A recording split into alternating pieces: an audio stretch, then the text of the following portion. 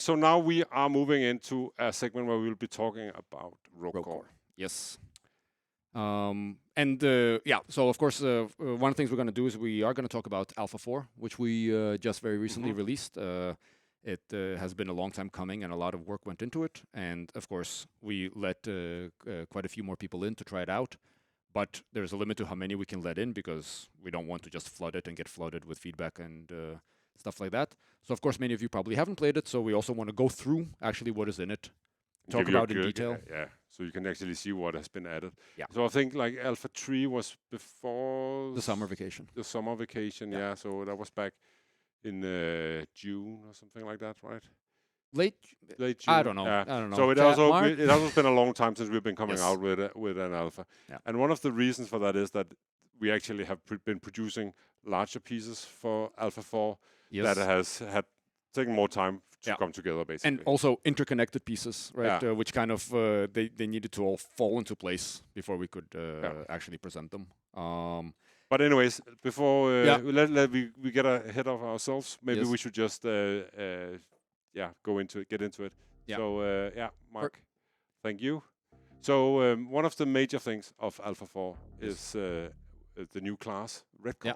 The 5th class. The 5th class, yeah. That's a kind of controversial, right? Coming from Deep Rock Galactic, where we only have 4 classes. No, I think it was very important for us to get this class out, or to get a 5th class out. I think this was one of the really cool concepts, so we moved on it.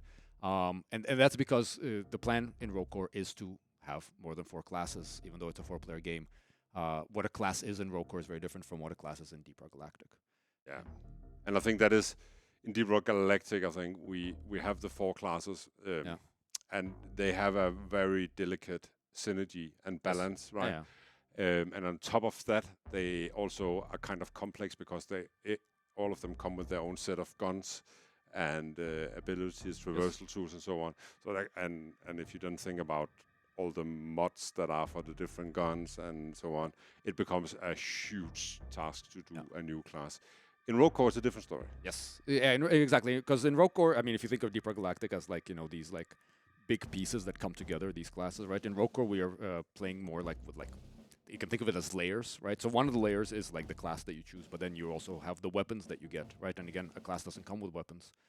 You have a layer where you get to choose weapons. There's a layer where you get to then have upgrades. So therefore, I mean, your class is kind of the kernel around which you begin to build this thing. But it unlike in DRG where it is like this set thing that you can modify, here it's something that you build on. Yeah, but let's take a look at this. Yeah. So we have the Retcon class. Yes, new class. What does she do? What does she do? Yeah. So she has 3 kind of abilities and class skills. And by the way, all classes, we've also been kind of expanding to what they can do. But we can go through the Retcon first. So the first one, and I think maybe, Mark, you can like play the thing. So it's this kind of this rewind functionality that she has. So she's able to kind of like save herself in a state and in place and time. And then kind of go out into this more consequence-free moment of gameplay where whatever happens to her during this time gets kind of reset when she comes back like that. So I think the first thing you're going to experience when you use her use her ability is that you can go in, you can dump all your ammo, throw all your grenades, and then when you are back to the save point, you get all your ammo back, right? Any damage you took, it's as if it never happened. So there's a lot going on there. Also in terms of like how it can connect to certain upgrades that we have. We have some, for example, normally builds that are focused around things happening if you get hit or if you come close to death or even if you die. They're kind of they're seen more as a insurance policy, right? When things go bad.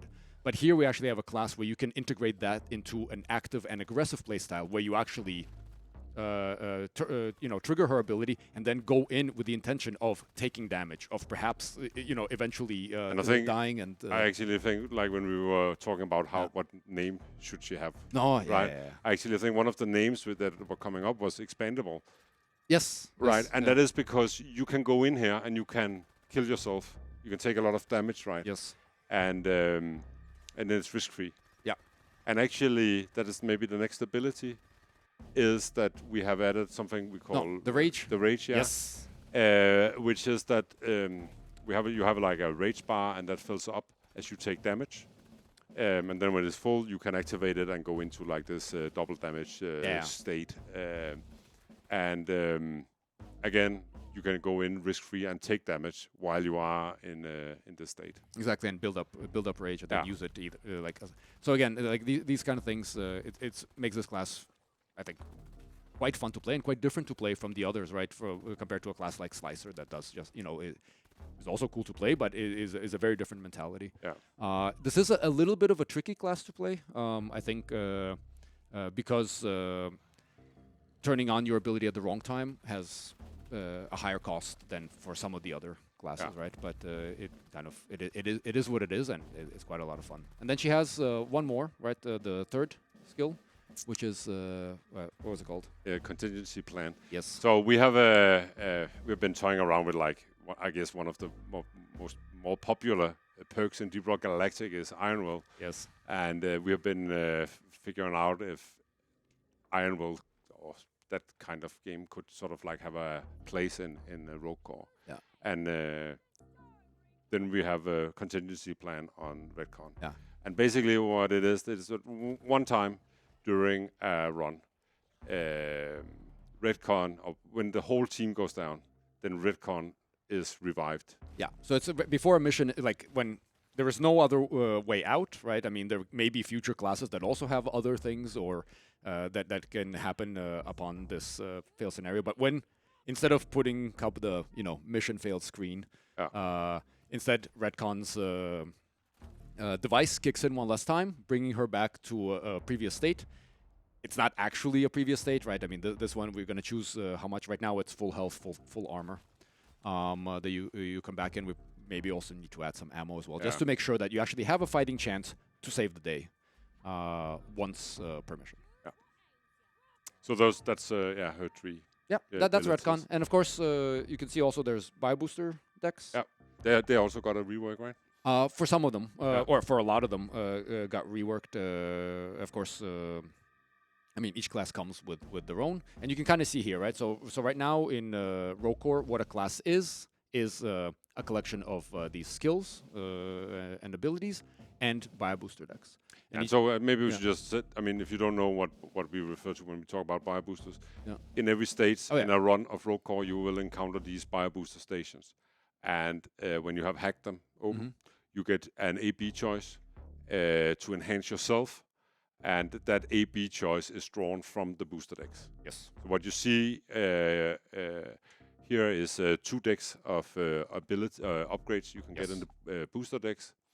And each deck has a theme, right? So they are connected to the class, but they are also not hard designed into the class. And that is because the plan is that these decks, when you play with the class enough, you level them up, and whether this is at max level or not, we're not sure yet. But the idea is that you then open up that class to being able to swap decks. So you can then use that class's decks in other places, and that class can then take in other decks. And that will suddenly open up for a lot of different build options. But it's complex, so that's why we want to keep it in a place where a player first has to learn the class as it is intended before they start breaking it and doing crazy stuff. But that's kind of how these are set up. And actually, one of the existing classes that got a new one is the Falconer. She got she used to have 2 decks, but now she got the Storm deck. So we've kind of actually pivoted her towards this electrical. Electricity, She already had a bit of that before, but now she actually has a deck that then so she can synergize with her Falcon and the ability there.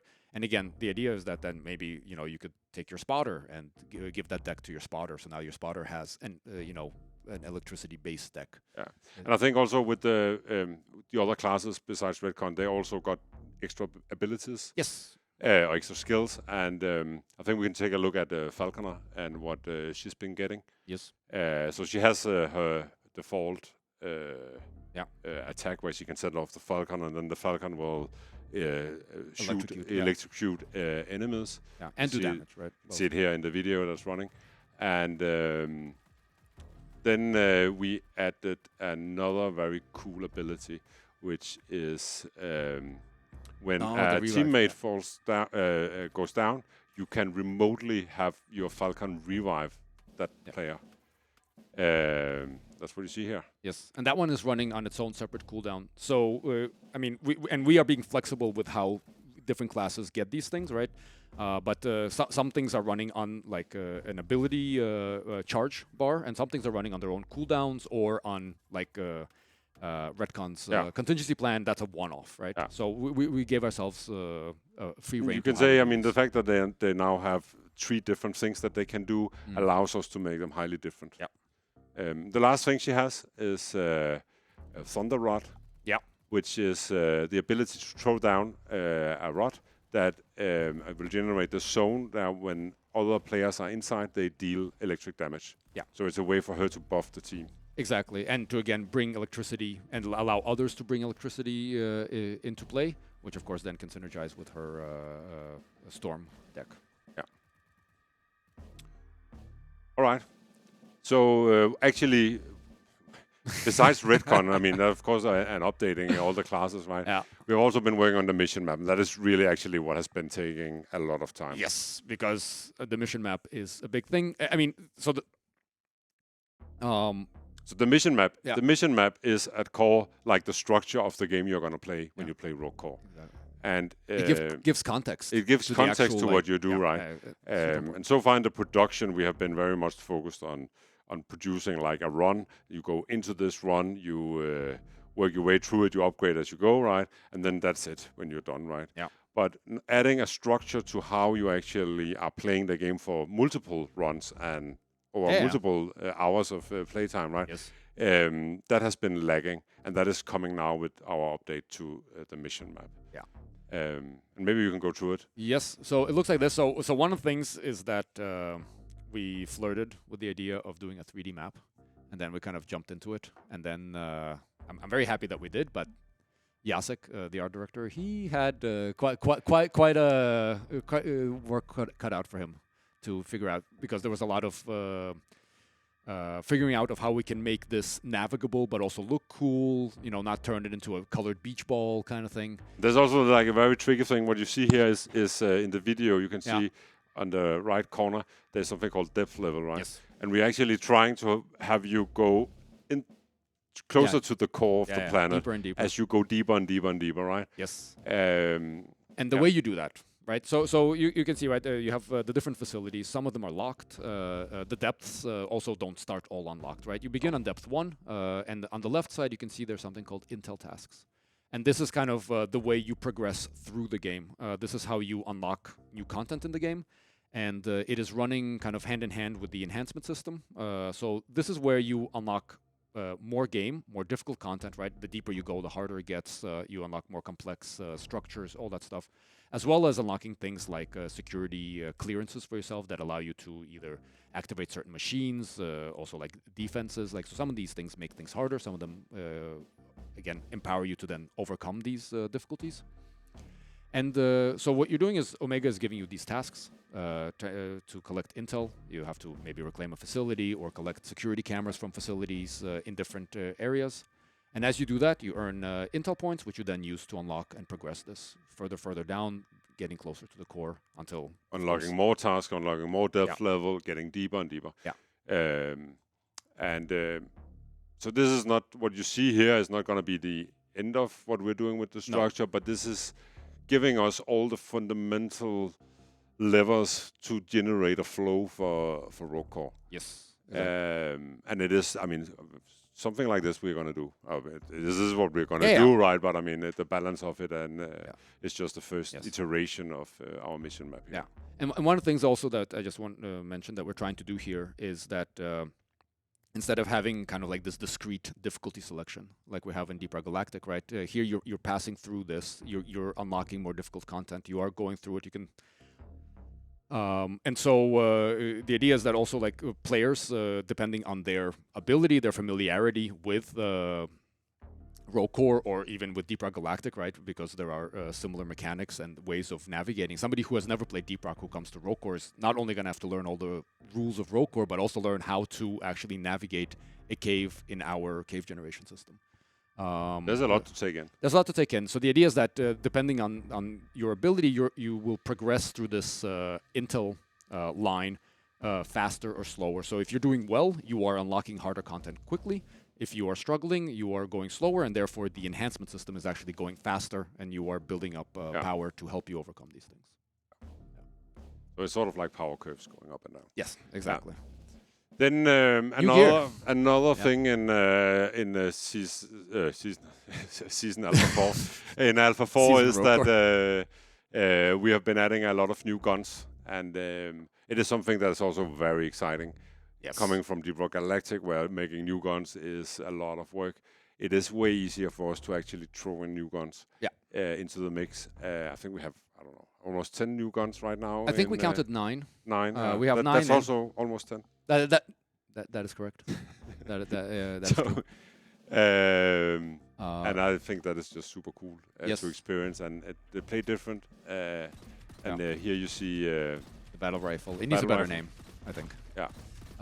But again, this is a hard-hitting full auto rifle, so it is sitting in this kind of place between the M1000 and the GK2-ish, kind of, sort of. A lot of recoil. A lot of recoil for you to master, so that one's really cool. And again, just to kind of just to give context, it's not, again, like we were talking before about how complex a class is in DRG, right? In the same way, weapons are also complex in DRG. Whereas in Rogue Core, because we're doing the Slayer system, right? So when we're doing upgrades, those upgrades are not for a specific gun. We are able to simply add a new gun to the gun layer, and it will interact with the other layers. And so, which is why we've been able to do this, right? So this is the Decker SMG. And it is like a high rate of fire, medium range, submachine gun. Yeah, exactly. It's kind of an SMG. Really fun to play. You can even do like a burst for longer distance, but it doesn't have the stability, for example, of like the GK2, where you could actually engage at medium to long range consistently. Then we have what's it called? Mac and Micro. Mac and cheese. No, not mac and cheese. Mac and Micro's MP2. Yeah. And I love the way this gun looks. I think Felix did an amazing job with it. Not that the other guns don't look cool too. They all do. But this one with that kind of top-loading magazine. And the reason it ended up with this kind of magazine is because the design for it that Tim made had a huge magazine. Right? That was kind of the point. And so we wanted the magazine to literally be more or less like have the structure of the gun. And it is a very high rate of fire. Fairly inaccurate. There's a lot of spread, a lot of jumping. But if you can burst at medium range, but it is very much a close range weapon. But very, very good DPS and pretty good sustain because of that large magazine. Yeah. So then we also have new equipment. And exactly. The one we see here is what's called like a disposable sentry. Yeah. So it's something that you get to throw down. Unlike you can't pick it up again. No. You have more than one of them. You get more as you resupply. You pop them down, and then they shoot all targets in the area until they run out of ammo, kind of alien style. Yeah. And I think this is one we have another piece of gear as well. But the whole thing is that it's not just guns that kind of because of the way we are approaching Rogue Core. It's also equipment that we are able to experiment with easily, bring in one piece at a time. Like this, right? So these are like an offensive piece, and then there's also another one. I think, Mark, if you can hop over to it. Yeah. So this is a traversal tool. Yeah, we're also doing and we've been experimenting with, and it is you throw down this field, and when you go into that, it can lift you up. Yeah. So it's like an anti-gravity field, right? Yeah. You can use it both to come down, it slows you down, or if you jump, right, then you give yourself a. I actually think it's pretty nice. I mean, we talked at one point about doing sort of like jump pads. Yeah. But I think this is actually working better because it's also taking you down, and I think it's doing different things. And again, I think this is I'm really excited about the fact that we can do this stuff in Rogue Core, that we can experiment with it and put these in, because I mean, if we make jump pads that are also fun to play with, nothing stops us from also putting in jump pads, right? I mean, again, jump pad will kill the players, right? They were jumping and falling down and taking fall. I mean, depends how we do it, right? There could be fancy sci-fi jump pads that put you into a little bubble that you like bounce around. But the point is that this freedom, this ability to experiment and to play with new things and to bring them in one at a time, right? And they just kind of slot into this layer system instead of having to do them in like pairs of 4 and consider what they replace. It's balance them against each other and stuff like that. We don't have to do that. Not extremely, right? I mean, obviously, we need to make sure that all traversal tools are at least somewhat comparably useful, right? Yeah, not one beats them all or something. No, exactly. But like the grapple hook, the grappling hook. Yeah, exactly. But it's very different and it's super cool. So that's why we're very excited to share this stuff with you. All right. But I think that was our walkthrough of what was new in Alpha 4. So now we'll just run through our roadmap. Yes. I think you will find it on our Steam page. Can I confirm? Is the roadmap already on the Steam page? Not yet. Not yet, but it will be later after this on the horizon. So, but right now we are here in Q4 and we are doing playtesting. We are working towards Alpha 5 that we hope will be ready before Christmas. Yeah, that's the idea. We've gotten a lot of feedback from Alpha 4, and there's also things that we already had in the making. Exactly, right? Yeah. So it'd be really, really cool if we could get an Alpha 5 out before the winter holidays, when, of course, a lot of people in the office go. And so stay tuned to hear more about that. Yeah. Then in 2026, we'll continue with development in Q1, and we will hopefully get closer to wrapping up the game. And definitely will, right? Yeah. But the thing is, so we need time. We need time not only to, because now we're kind of coming to the end of having to create systems. There are a few more systems we're still working on, and hopefully most, if not all of them, will come in Alpha 5.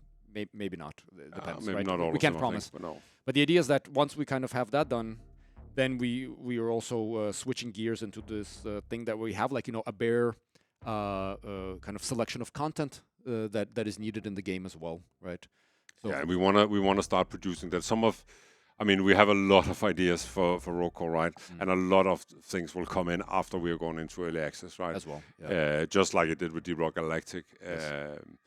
But of course we want the foundation of Rogue Core ready before we go into early access. I think it's really important that it's there. So we have all the building blocks in place.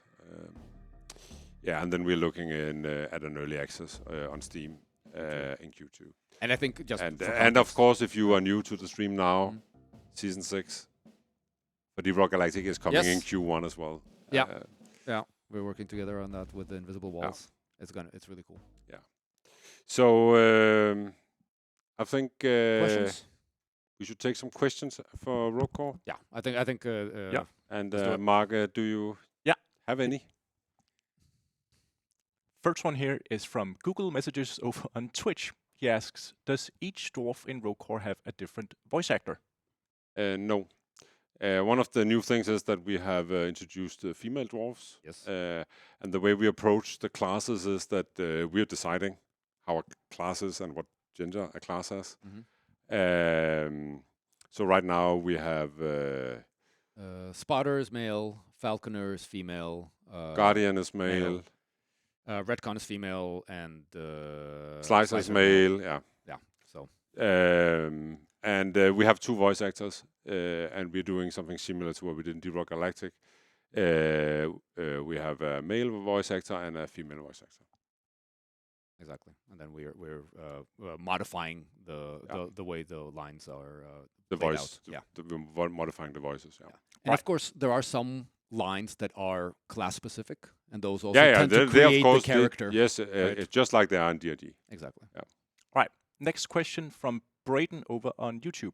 Will there be seasons in Rogue Core? If so, will the rivals and or rockpox make an appearance? That's a good question. I think it is. It is. No, we have no way of answering. I think we are focusing right now on just making the best game out of Rogue Core, and then I think if we use Deep Rock Galactic as an example, right? We didn't start producing Deep Rock Galactic with a plan that we wanted to do seasons for Deep Rock Galactic. No, not that was an idea that came after we actually had gone 1.0 with Deep Rock Galactic. So in order to actually sustain production for Deep Rock Galactic, I think it will be something similar here.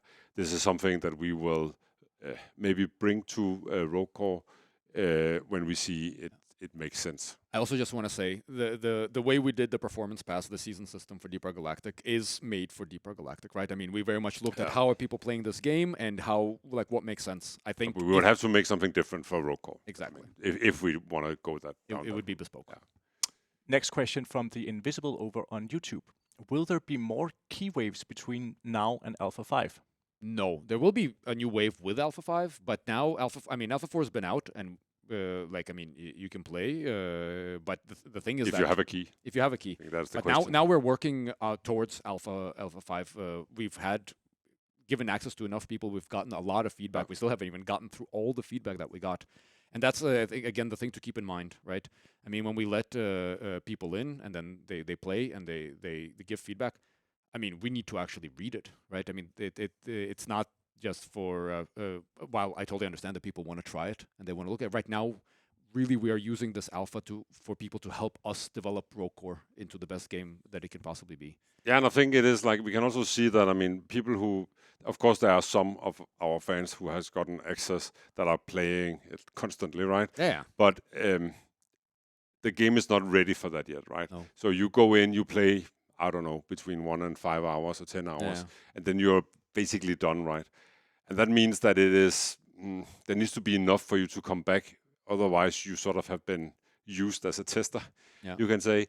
And that's why we are releasing keys when we release a new alpha. That is to ensure that we actually get fresh eyes and hands on the game and get fresh feedback from you guys who got access. So, yeah. Then we've got a question from Saint RW over on YouTube.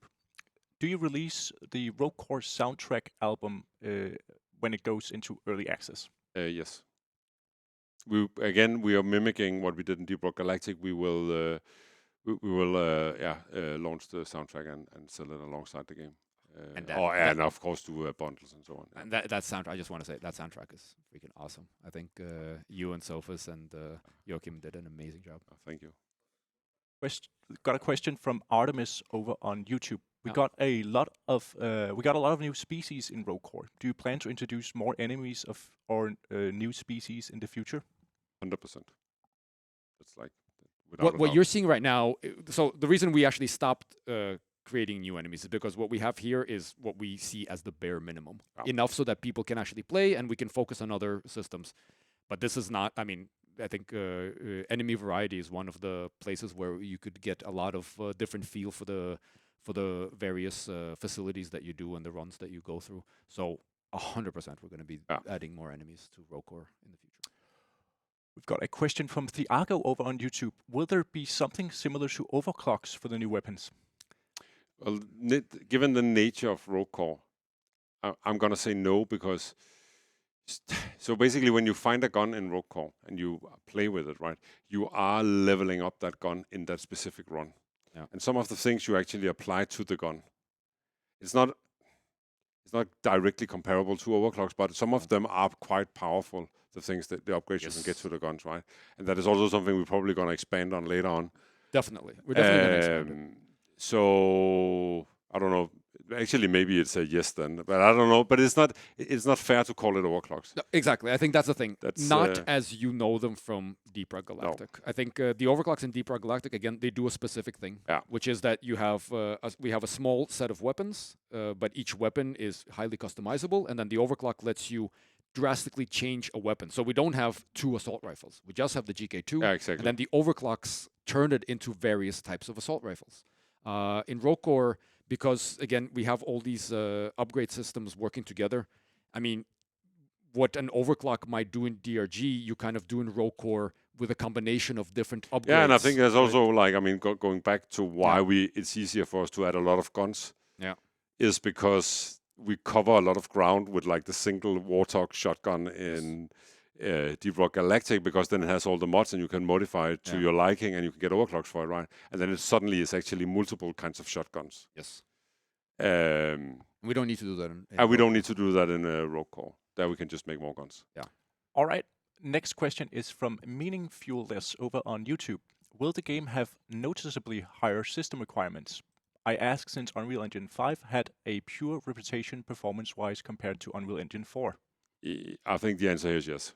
It is Deep Rock Galactic. I mean, we've been working on Deep Rock Galactic for almost 10 years, and we have jumped from Unreal 4 now to Unreal 5. So also to like push the game, like make it more modern, you can say. I mean, yes, it will demand higher specs. Yes. I mean, and we've also been adding a lot of stuff to it, right? I mean, again. But it's also like, I mean, I think one of the beautiful thing about Deep Rock Galactic is also that it can run on a fairly old machine, right? Yes.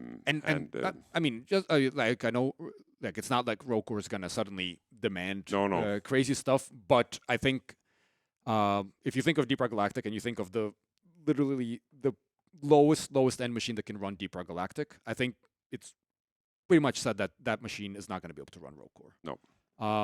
But how far from that we get, that depends. I mean, we don't know yet, right? We're not done optimizing.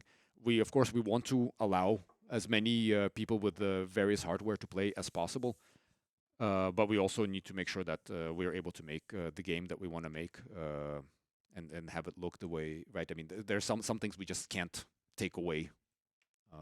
So, all right. Next question here is from Subnautica7 over on YouTube. What improvements can we expect in playtest 5? We can talk about some things we're working on right now, just to give an idea. Right? Yeah, go ahead. So one of the things that we're looking into is, the workbenches. If you have played or have seen people play, there are workbenches inside the facilities where you can upgrade your guns. You can also find new guns or build new guns in them. And we are now looking also at adding the ability for you to upgrade your gauntlet, kind of like your class ability, maybe also your class skills we're going to see. So adding that to the system, right? So then kind of you have this choice between, do I want to make my current gun stronger? Do I want a new gun that has been rolled for me, right? Or do I want to instead empower my ability? So that's one thing. I think... what else are we looking at? It's not. I mean, we are working on multiple things. If they or not, they come into Alpha 5. I mean, that depends on the state that depends on the state of them, right? Because some of the things that we're working on can be more or less broken, and then we'll have to pull them before we actually can release a new update. Sure. But we are exploring. I mean, again, without promises, right? We're exploring new boss fights. New boss fight. But again, ability and I mean. So we don't want to promise. We're not ready to say this is what's coming in Alpha 5. In fact, we've never really done that, and we have no intention to do that. Right? No. When we do alphas, new alphas, it's when we have something that we are ready to get feedback on. Like literally, right? We're like, okay, cool. We really want to see how the players feel about this, how they play through this, like what happens, and how they respond. Yeah. So, all right. Next question here is from TBG over on YouTube. What's the estimated price of Rokur? Similar to DRG's early access release, then higher at launch? ? We haven't decided yet on this, but I think we are gonna do something similar to that. I think as for the price, I mean, reasonable. We are in this space where Deep Rock Galactic is and where other co-op shooters are. So, yeah. All right. We'll take a couple more questions. Here's one from Fremico. He asks, will there be any permanent upgrades to unlock besides mission types and cosmetics? Will you be working towards any objectives across several runs? Yes, you will. I mean, working towards several objectives is like working your way through the intel. And the intel is not just unlocking new depth levels and new things for you to explore. It is actually also unlocking more, you can say, variety. For example, we have this in-between stages. You can you get to choose between two risk vectors, which is basically consisting of a bad thing, like more or enemies of a certain type or faster enemies or something like that. And then there's also a good thing that will empower you. And one of the things you can unlock is that you, instead of have to pick between two, you can get to pick between three of these. And again, that will give you a little bit more control over how you are building your, how you're making your build. Yeah. And I think that is one of the key things to a rogue-like game, is not like specifically enhancing or increasing your power level, but increasing your control over how you can make your build. Yes. So you can make more precise builds. Yes. On top of that, there is like meta progression. We have meta progression within the enhancement system. Exactly. To make yourself stronger. Again, right now the system in Deep Rock, in Rogue Core, is that you get to unlock enhancements, and then you can equip 8 of these enhancements. You can unlock a lot of different enhancements. Yeah. And again, that is sort of like tending the classes to your liking or to your playstyle. Right. Next question here is from Night Elf Bane over on Twitch. Have you given any more thought to late joining? I think, yes, I wish there was like a very easy way for us to do late joining.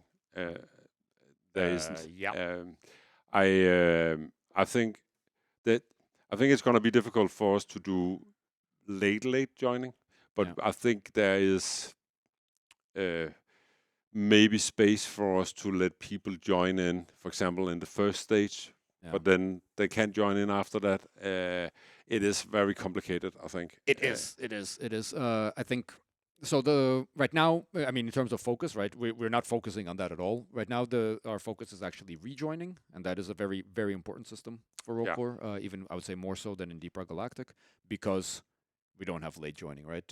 So therefore, it's very important that we're able to keep the team together. If you crash out or something like that, you should be able to rejoin your team. And also, it takes longer, right? A run is between 45 and 1 hour and 15 minutes. Exactly. And it potentially could be way longer, right? And then if you crash out, it would be kind of a pity. Yes. So you need to be able to rejoin. Yeah. Here's a question from Aaron Eternal. He asks, is there any gameplay stuff being planned for the Ramrod? Currently, in the closed alpha, it's huge, way bigger than the space rig. Yes, it is very big right now, and I think we're also just playing a little bit around with that. But of course, this is the Ramrod is your hub, just like the space rig is your hub in Deep Rock Galactic, and we want you to have fun there and have it as a place that you can also hang out a little bit. Yes, but we're also trying to theme it differently, right? We're trying to theme it differently than in Deep Rock Galactic. We're theming it towards the Reclaimers that are this like more military elite unit of dwarves. All right, and let's say final question here from Bifunky, who asks, will we ever see the big boy Retcon rammer again, or was it scrapped? You are in for a surprise. Yes. It will make its way back. Yes. That was it for the Q&A. Cool. Well, thank you all for all the nice questions. Yes, and for hanging out with us for. I mean, it's been a while. I think it's been a long time we've been talking now. Yeah, it's almost 1.5 hours. But before we wrap up, I just wanna note that Deep Rock Galactic Survivor came out on mobile yesterday on Android and iOS, and I think actually you gotta start playing it. I think actually I have it on my phone. No, but it's out and you can try it for free. But it is a game that you have to purchase. It's free to try. You can try 2 missions and play as a scout, and then you can make up your mind. And of course you are gonna make up your mind and go buy it. Yeah. So I think I don't know. You cannot see it. They probably can't see anything. But in a minute I'll be playing it. But it's there. No, but and then just to wrap up what we have been talking about here today. Yes. We are postponing Rogue Core until Q2 2026. Yes. It will go into early access there. Yeah, so that's spring next year. Yes. And then we have announced that Season 6 for Deep Rock Galactic will come in Q1. That's winter, after the holidays. Winter, that's very soon. And we are making that in collaboration with our friends at Invisible Walls. Yeah, they live, they work a little bit that way.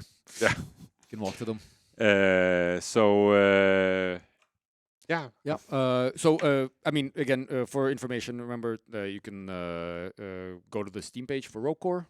If you haven't signed up for the alpha, you're very welcome to do so. It does not guarantee you access, but it puts you into the lottery, and access is given purely randomly through the lottery. We also have a small Discord already. Small Discord. It's a quite a large Discord, but yeah. Yeah, and also a subreddit for this stuff. And again, of course, also DRG stuff that's going to be happening. Yeah, and you can Discord. follow us on on Instagram or no, not Instagram, but we're on X and yeah. I don't know. Mark, where are we? Yeah, you can follow us on Instagram. You can follow us on TikTok. You can follow us on YouTube. You can follow us on Twitch. We even have a Blue Sky. Yeah, lots of channels to keep track of. Yeah. Oh, thank you. Yeah. So so no reason not to. No, and also, I mean, if you want to see more, like as we're working on Rogue Core, there are streams that Jakob and Aaron and Mark and all these cool kids here doing it. Yeah. And they are. Yeah, I mean you. Yeah. So and they are probably also spoiling stuff that we're working on. Yeah. Without me and Mike knowing. But so every week we are streaming as well. Yes. And you can join us there. Definitely. All right, but everyone, have a lovely evening, and thanks for joining in. We will talk to you soon. Thanks so much. And see you in the mines. Yeah. Rock and Stone.